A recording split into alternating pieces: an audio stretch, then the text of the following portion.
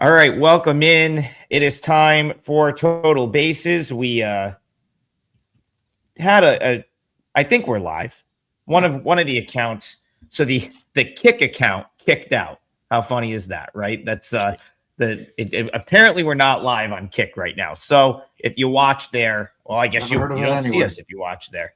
It's like a Twitch. I think that's what was we used to be able to go live on Twitch. Now we use Kick. The point is we use a whole bunch of different platforms to try to get this show to you. And I think we are actually coming to the people now. So welcome in.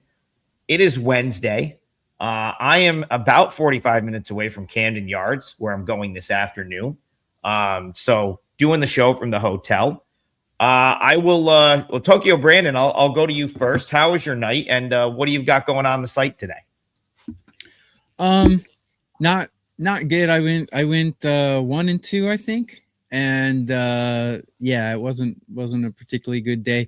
I expected Jax to shut down the Royals, and he did not. They won. So it's one of those games I said, I should have taken him on the money line instead of the Royals team total under, but oh well.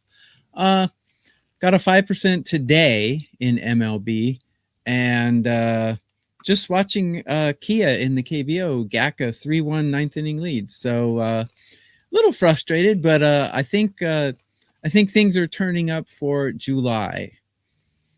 Yeah, I kind of was in the same boat. So funny, the highlight of my night was that Rays game. I was on the Rays, one of my 4% plays. The other one, Rockies, no show, lost by 100 runs. I know you like the Marlins and we had them in the parlay, but I kind of knew the Rays were going to win. They were out to this big lead, and I too ended up 1-2.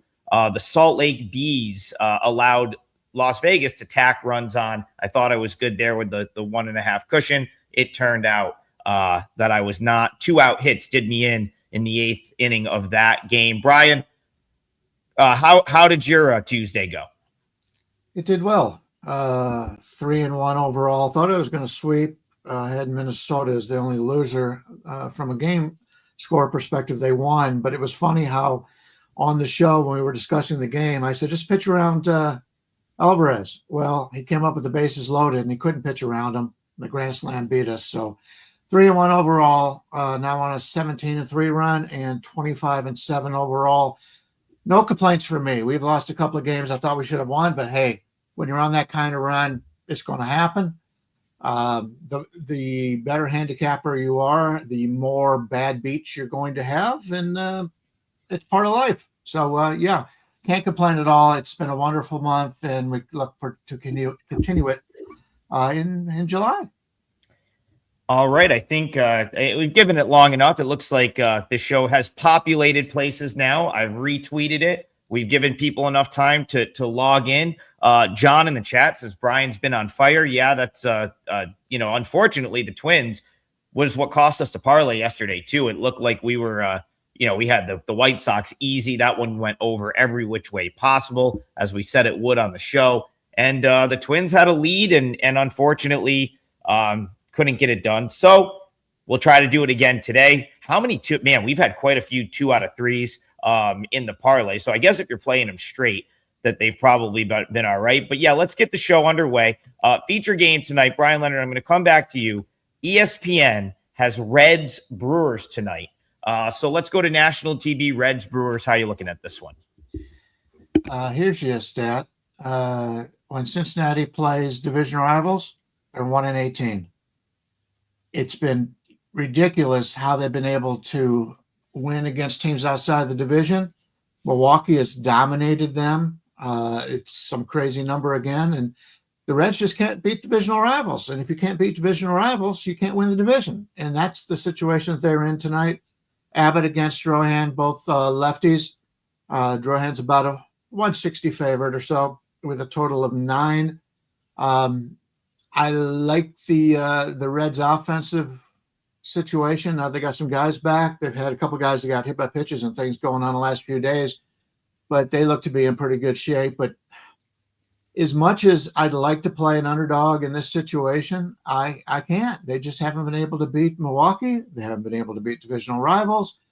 Abbott's a guy who most people don't believe in because of his advanced stats, but I'd love to play him, but I can't. It's probably not going to make my card. But Milwaukee finds ways to win. Cincinnati finds ways to lose. So I won't be involved that way. Maybe if you do like Cincinnati, you take the 1.5. I talked about the weather situations, and that was what happened in that Kansas City game. The wind was blowing straight out, and anytime that's a situation, it's tough to play unders.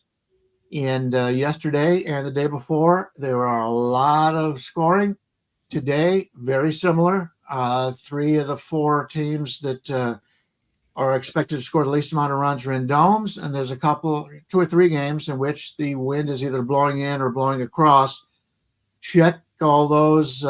If you're seeing anything today, I'm seeing like a 12 in the Wrigley Field today. That tells you the wind is blowing out. I'm looking over the numbers real quick here. There's an 8 or so, but most of them 10.5, 11, 10. Wind's blowing out today. It's going to be tough to play unders. You're going to have a really good reason.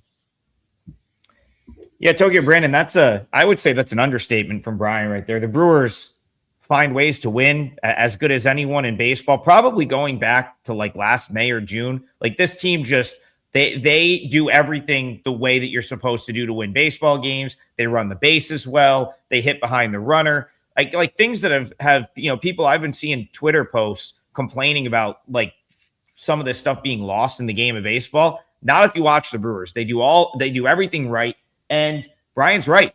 52-31 coming into play today. They absolutely find ways to win. Do they find a way to win here? So this is an interesting game. Actually, my numbers have this one of the tightest matchups of the day. But the Brewers obviously are a better put together team as shown by their win-loss record. However, the Reds have 35 more home runs than the Brewers, but the Brewers have the better batting average. So like you said, they're much better at small ball, producing runs, manufacturing runs like a Japanese team kind of. But they're really good at it. So Abbott's got really good stats against these Brewers. So I think I'm going to give the Reds a chance here. I mean, I'm probably not going to bet it, but if I had to bet this game, I might take a shot on Abbott because I think they're getting a little slighted. They did get some players back, De La Cruz back. I think the Reds have a pretty decent lineup here, and I think they can give the Brewers a run for their money today. I do like Droham, but I like Abbott a little better. Both bullpens are horrible right now in current form. And both teams are hitting exactly equal according to my rankings in current form. So yeah, I'd give the Reds a chance. So there's things I agree and there's things I disagree with. So what I agree with, I do think that there's some value on the Reds. I mean, you're kind of being asked to pay like a premium price for the Brewers in my opinion, even with like they're obviously the better team. I mean, if you pull up the standings, I don't think anyone's going to argue with you if you say, "Oh, the Brewers are the better baseball team." But I do see some like maybe that my line is lower than what the line is, but that's also not like crazy. Like the Brewers, I've had the Brewers pretty much as a premium option almost every day, and that is because they're 20 plus games over 500. What I'll disagree with, I don't think these two lineups are close. Like I do like the Reds. The fact that they got Ellie back, it helps. Reds WRC plus on the season 89th. It is the worst mark in Major League Baseball right now. They are dead last in WRC plus, whereas the Brewers are a top 6 team in that category. And again, we've talked about the small ball things they do to put runs across the plate, which is the name of the game. Scoring, like getting the run home, is the name of the game, and the Brewers do that extremely well. So no value here for me. I can't put you on. If you're just like, hey, I want to take a shot as an underdog, I want to make a numbers play on the Reds, I wouldn't be able to put you off of that. But I think the Brewers probably win this game. So it's going to be a pass for me. Brian, go ahead. Yeah, I look back extended numbers. Brewers are 34-7 against the Reds. And, I did say I like the Reds hitting. I expect the Reds hitting to get better in the second half. Mm-hmm. The lineup is too good 1 through 9 compared to a lot of other teams to play as badly as they have. But that's positive regression that hasn't happened yet. It's expected to happen. The Abbott's negative regression has never happened. So maybe that's what it's going to be. But I think the Reds will score more runs in the second half than they will in the first half. And we could be able to make some money on them in underdog situations, but not against divisional rivals. Yeah, we allow the networks always dictate our opening game. That is, I do agree with you, TV. That's one of the tougher ones. That was probably the easiest one of the easier passes for me, just like where the Brewers were priced, knowing I didn't want to go against them. So let's go to a game. Well, let's go to the game you wanted to talk about, Tokyo Brandon. You texted us last night, actually before the game, and was like, hey, let's make sure we bring up Marlins Rockies. So yeah, you have been all over the Marlins in this series. They have absolutely crushed Rockies pitching so far in the series. I tried to get cute and jump in after the 10-7 win on Monday and take Rockies +1.5 last night. That was a bad decision. The Marlins scored 2 touchdowns and won big again. What a month of June for the Marlins. Are to make the playoffs. You got to be feeling good about where we got that. If you tailed that at +980, +9 to 1, they're certainly better than that now. But TB, this was the game you wanted to talk about. So kick us off. Marlins Rockies. Are you going back to the well again today? Yeah, I got a 5% play out in MLB today, guys. So grab a double play, include me and one of the other 2 guys, and let's bring this thing home. It's the beginning of July. July is going to be a good month. Check my Twitter X. I went to the temple today. We're going to get we're going to have a good month now. I'm feeling good. And Kia just tied the game in the 10th inning, so I'm pretty happy about that as well. So the reason I wanted to bring this game up is because I'm not going to bet the Rockies, but I'm going to give you some good betting advice. I don't recommend betting Miami today. You would think Max Meyer got stats, got Paul Skeens like stats. I mean, he's stat wise, he's great, but the reason he's great is because he's developed his breaking ball pitches, and those breaking ball pitches are not going to move in Colorado. So be very careful taking Miami today. The Rockies actually are hitting in current form better than the Marlins before this series started. The Marlins do have a bullpen advantage, and obviously Max Myers is better than Kyle Freeland. But I'm just saying, this is a big red flag here because Miami's already secured the series. They have no reason to give it the gusto to get over the hump and sweep. When teams go into an away ballpark and they've already secured the series, they're pretty content.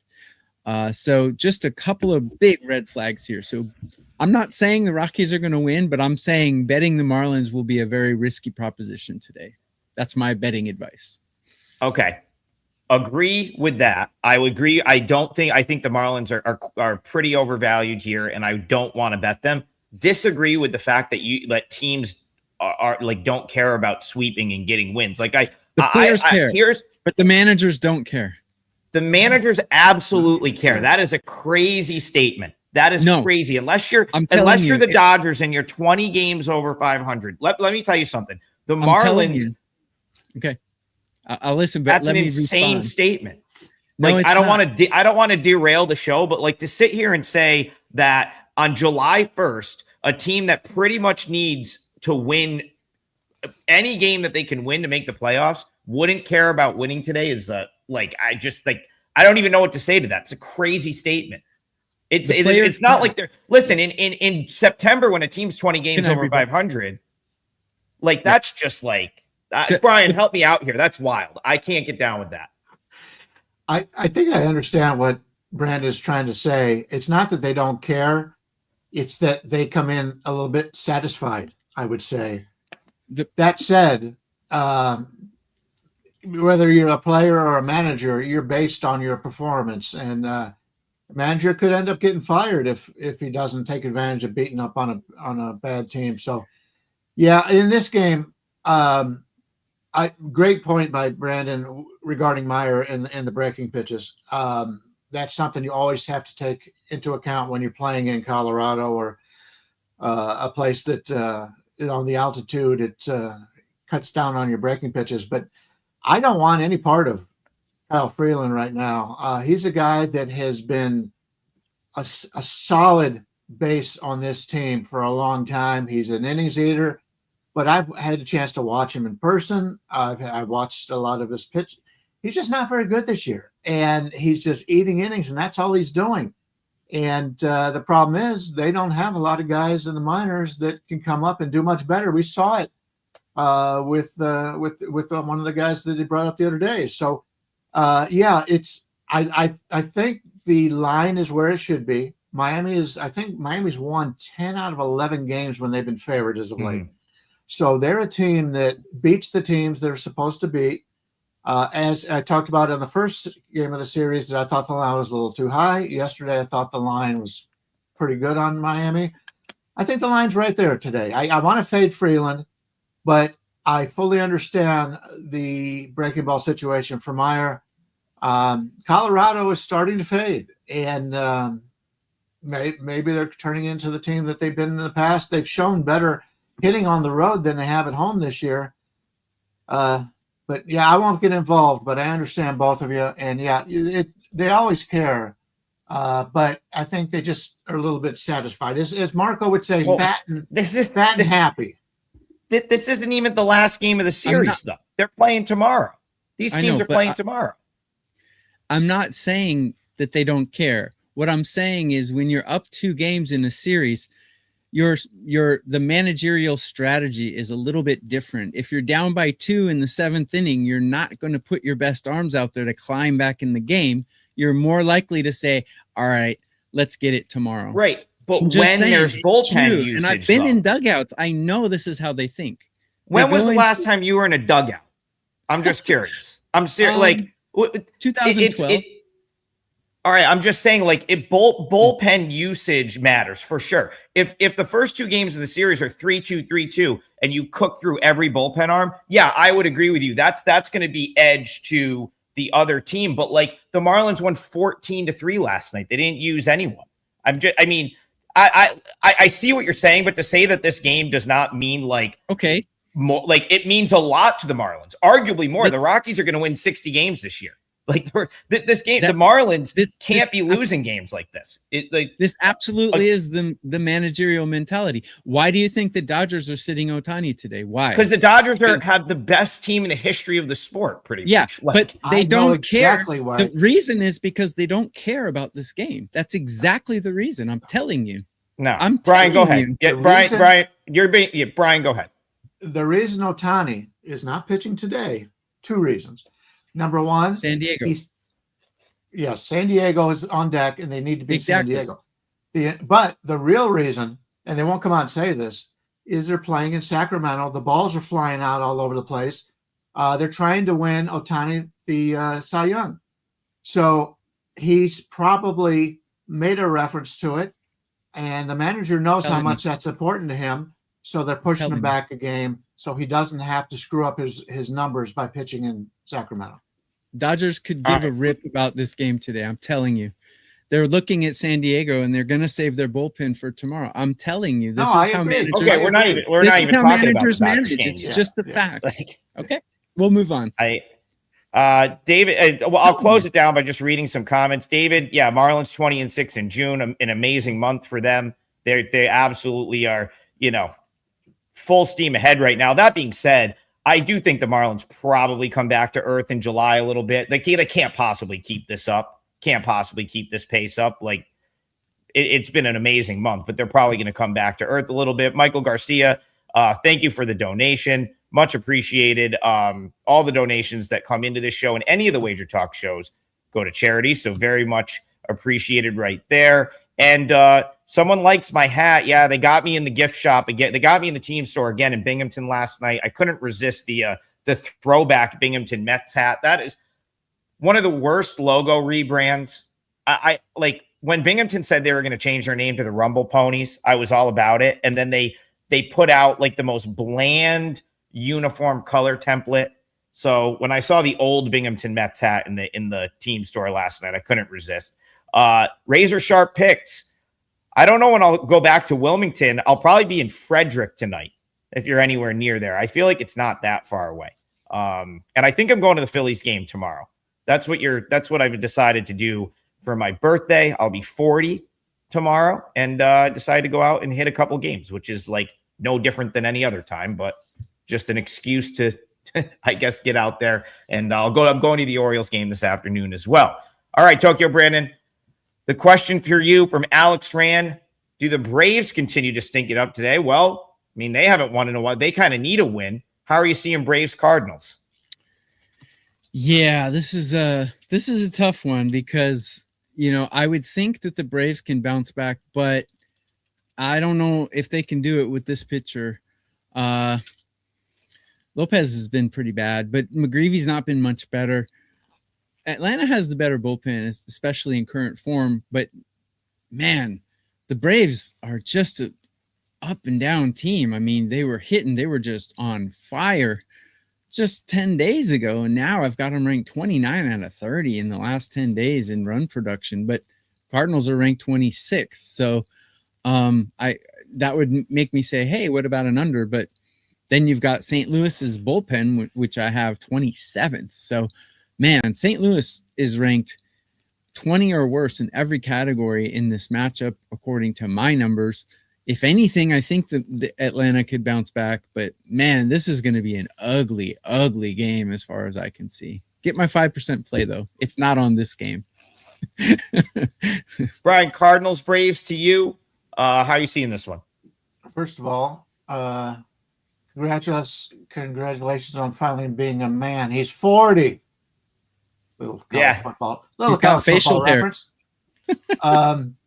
McGreevy and Lopez. Lopez is about a 130 favorite, total of 9. The spot screams Atlanta, I think, but Lopez is probably my least favorite of their starters. Well, they've had some problems with some of their starters lately, but McGreevy's not a guy that I'm looking to back here. I think the line, we're running behind a little bit. I think the line's right where it should be. I'm not going to be involved in this game. Yeah, we're already on game 3. I don't think we're running behind that much, but I will say, like, I again, we found another one that I don't have a huge opinion on. Right now, the Cardinals were a team that I kind of wanted to oppose. I felt like they were getting overvalued. The Braves were a team that was really starting to get overvalued about a month ago, but they've played so poorly through the month of June, which I guess, I felt like I could see coming a little bit. Acuna had the injury. They lose Drake Baldwin. Drake Baldwin comes back. He comes back in a huge slump.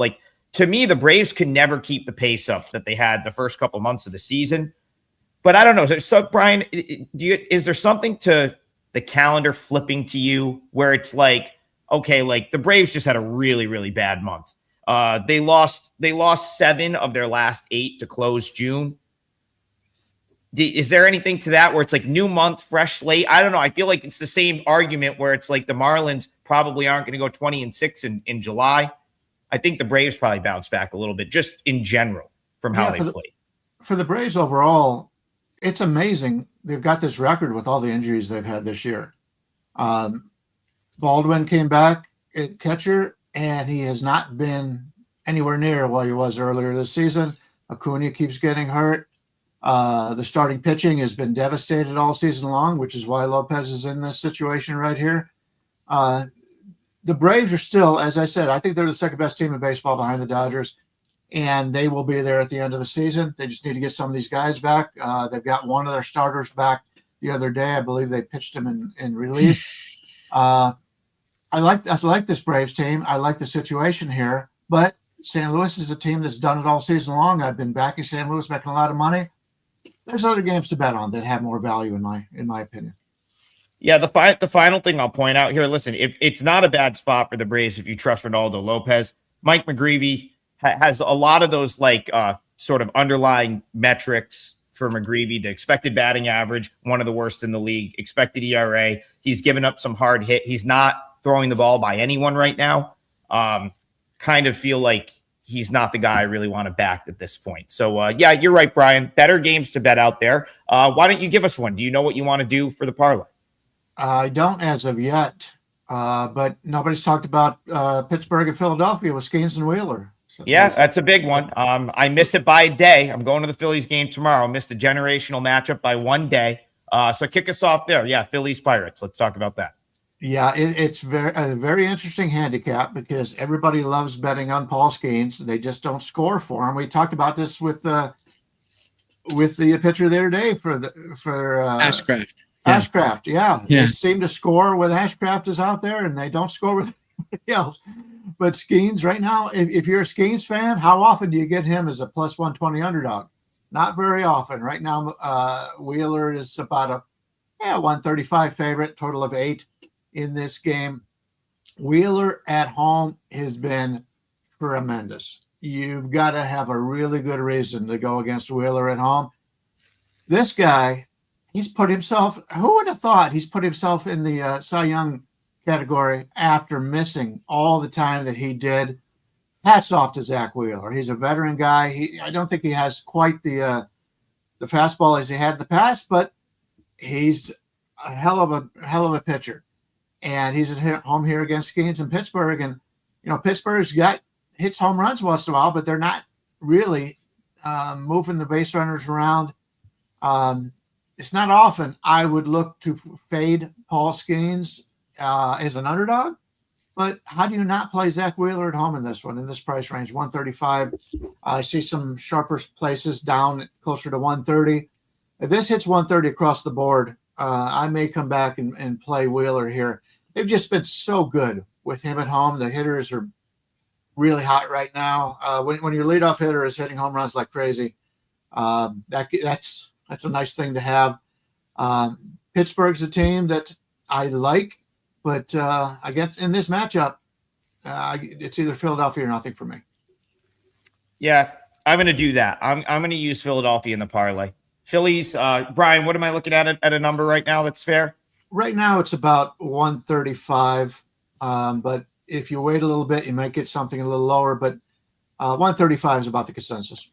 Yeah, I was going to say, I still see there's still minus 130 a couple places. But yeah, you're probably right. Minus 135 is more fair for the parlay. I talked about the Pirates. Obviously, I've been high on the Pirates this year, just in general. Talked about them, coming into the last couple weeks and kind of almost being like sort of flabbergasted, for a lack of a better term, as to how they're so high on the metrics for offense. But then you look at the lineup and you're like, how is this lineup like producing at a rate that they're producing? And I think I figured it out. They just feast on bad pitching. Like you give the Pirates like Monday night, I had a 5% on the Pirates. You give them an Aaron Nola, they will feast on a guy like that. I am not convinced that this Pirates team can truly hit great pitching. Now I know they've had some wins. I know they've beat some of the good pitchers. Like they've gotten wins in the games that those teams have played. But again, the Pirates, they have good pitching on their own. That's I would say their strength should be the rotation. And like to me, this offense probably regresses a little bit at some point from like what are they they were second in WRC plus behind the Dodgers after Monday. I can't see that staying like that all year, especially with Horowitz not in the lineup, with O'Neal Cruz not in the lineup. And but again, I think that like I don't trust this team against elite pitching. And now you're getting one of the elite pitchers in Major League Baseball on his home field. Like even if Wheeler matches Skeens here, let's just say Skeens is awesome, but also Wheeler's awesome. I still like the Phillies in the later innings of this game. I like the Phillies. Phillies are going to be the leg of the parlay. Tokyo Brandon, wrap us up on this one. Phillies Pirates to you. Yeah, we've got 2 elite pitchers here, not just one. So, but yeah, Phillies overall are the better put together team. But away record, home record, it's all pretty negligible. These two teams look pretty even. Paul Skeens got better command and control. He's got a better walk rate.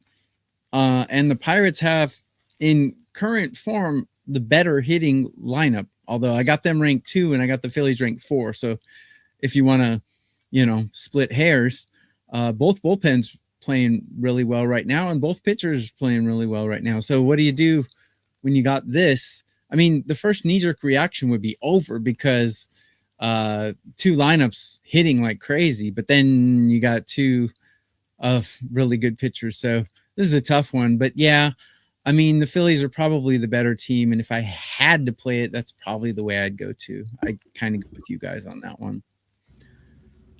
Phillies are left heavy too. I feel like the Phillies kind of have the lineup that you kind of want against the Skeens, right? Like Harper's a lefty, Schwarber's a lefty. So you get them against Skeens. Some of their other guys that are like have been semi-productive this year hit from the left side as well. So to me, it's kind of a bad matchup for Skeens too. And I don't think he pitched well against them earlier in this year either. I think he struggled against the Phillies when they played in the previous series. So yeah, it's going to be an interesting game regardless.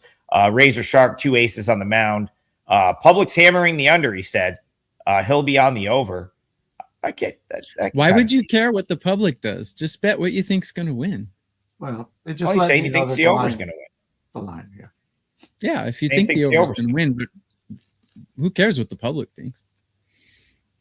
Well, yeah, I mean, it's probably why it's interesting they hung an 8. I think the books would prefer you taking the under 8 in my opinion, because again, there's probably runs at the end of this game too. The way this series is kind of played out so far. So I'll use the Phillies in for my leg of the parlay. We're going to give Brian a second to think about his. TB, do you know what you want to do for the parlay here? Let me take a look. Actually, I think I'm going to go with the Rays in my parlay leg, and the reason is pitching matchup here. Let's take a look at the Rays. The Rays are just insane right now. The one red flag is, as I just stated before, they've won a couple in a row here, so that's always a. Oh, I'm sorry. No, they've won the first game. So this is game 2 of the series. I just think the Rays are a better put together team. The Royals had been hitting the ball really like crazy until about 3 or 4 games ago. And now their bats have cooled off quite a bit. Rays are just on fire. I think the biggest telling sign in this game is going to be the bullpens, because I got the Rays number 1 in MLB right now in current form. And I got the Royals 29 out of 30. I do like Lugo, but I don't like him in this spot. I like McClanahan a little bit better. I also like McClanahan's strikeout prop. It was 4.5. I think I'll take an over on that one, and I will take the Rays to win this one. That's going to be my parlay leg. I think it's minus 130, minus 135, something like that. Well, you were right when you said the Rays have won a couple in a row. They've now won 6 straight games, going back to the Royal Series last week, where they took the final 2 of 3 in that series, swept the Diamondbacks over the weekend, and then take the opener against Kansas City. TB, I'm with you. I cashed with the Rays 4% play last night. Loved that matchup and felt like I was getting a really good price point. Here, I just don't feel like I'm getting quite as good of a price, but man, Brian, this Royals team is just a sad bunch. I pointed this out back in March, and they've made me look good in that regard. So Rays Royals to you. Are you making this a consensus, or are you going to push back with the Royals here? I hate to make it a consensus because we haven't done well on those, but I agree. They're about a 130 favorite for the parlay, and I might play this a little bit differently. McClanahan, the lefty, against Lugo, the righty. The wind's blowing out just like it has been the last 2 days in Kansas City. So I think there's going to be some runs scored. Take a look at the current lineup for Tampa Bay. Luckily, Yandy Diaz was not hurt bad. He was back in the lineup, didn't miss any time. Top 3 guys in the lineup the last 7 days. Diaz, 25th in baseball and hitting. Aranda, 12th in baseball and hitting. Caminero, number 1. So a lot of different ways to play this. If you don't want to lay the 130 on Tampa, you can play which team will score first, which is a bet, which would be Tampa Bay. You can bet the year fee. Will there be a run scored in the first inning? I would say yes, as hot as they are, because the number 4, the next guys in the lineup are 121, 139, and 79. So they've got everybody but basically their 8 and 9 hitters have been hot lately. And Lugo isn't a guy who's going to blow you away. I like him. He keeps the ball in the ballpark a lot, but with the wind blowing out like it is here, I don't want any part of that. So yeah, many different ways to play Tampa Bay. I will not say I'm going to play Tampa Bay and jinx us on the 3-0, but I do like the Tampa Bay side. And if you're looking for a Yurfie or team to score first, I'd like that. If you like first 3 innings, first 5 innings, I like Tampa Bay in that. And when you're taking a look at the bullpen, even though Tampa Bay's won a lot of games, look at their bullpen arms. Baker hasn't pitched in 3 days. Kelly hasn't pitched in 3 days. Clevenger 2 days. Laguma 3 days. So they're in really good shape in the bullpen. So it's a good spot to have some part of Tampa Bay in this game. Yeah, I'm with you guys. There will be a time to play against Tampa Bay, but it's not with the Royals, in my opinion. I talked about it yesterday. They won easily. TB, I think you're going to be on the right side in this one as well. Sports investor. Yeah, I'm real familiar with that area. My sister lives in Merchantville, New Jersey, which is essentially the Philly area. It's like 15 minutes from Citizens Bank Park. So I know all about parks, and I was there. I think I was there last time I went to a Phillies game, actually, right before we went to Parks first and then went over to the game. Great area, that whole Citizens Bank Park area. Brian, I'm going to come to you to close the parlay out. Have you been to Citizens Bank Park yet? Is that one you've been to already? That's Baltimore. No, Citizens Bank is Philly. Philly. How many more big league parks do you have to get to? When did the Philadelphia go to the new park? Because I went there with Ralph Michaels one time. We took a trip to Atlantic City, and they drove. He's a pretty sizable poker or blackjack player. So they drove us to Philadelphia. We went to the game. I don't know if it was the old ballpark or this one. Well, you would remember the old ballpark was a dump. It was Veterans Stadium. This has been there since about 2002, 2001. Yeah, we just went up to a loge, and I didn't get really to see the park. So there might have been the old ballpark. But anyway, I'm going to go to the Minnesota-Houston game. It is a dome stadium, so the wind won't have any effect here. But we've got Bradley against Amai, 2 guys who were very inconsistent. Bradley pitched pretty well the other day after a few lesser starts, but we're looking at a total of 8.5 here, and I think they're going to score 9. You're always looking for trying to find odd numbers because you can't end up in a tie. So I kind of like the over in this one. From the Minnesota standpoint, obviously they're probably not going to have Brian Buxton again today. He hasn't played in the last 2 days, but he's cooled down a little bit from what he was before. But if you take a look at their lineup, Larnish is hitting very well, 68th last 7 days. Clemens 73rd, Brooks Lee 45. They've got guys. Lewis has hit well since coming back from the IL. From the bullpen standpoint, for Minnesota, their closer Gomez has pitched 2 of the last 3 days, only 12 pitches. He'll probably be available. But what I'm trying to look at is Houston here. Houston at home, they're not going to cover off the ball right now. If you take a look at from 2 to 6 in the lineup, you've got Alvarez, who's the best hitter in baseball. He's at 162. Paredes is 37. Walker 77. Cam Smith 61, and you got Taylor Trammell at 89 or 99, excuse me. And their bullpen yesterday, they had to use Hader, they had to use King, they had to use Okert. So Hader has pitched 3 of the last 4 days, including yesterday. He won't be going today. King has pitched 3 of the last 4 days, and Okert's pitched 3 of the last 4 days. So they're not going to have their best of the bullpen. Abreu will be available tonight. So you've got a team that's hitting the ball really well. They hit the ball well at home, and the bullpen's not going to be there for them tonight. This is an 8.5 out there. You can lay the over 8.5 at -105, or at -110 at the worst. I'm seeing they're under is getting the number. So I'm going to play the over 8.5 at -105 is my play here on the parlay.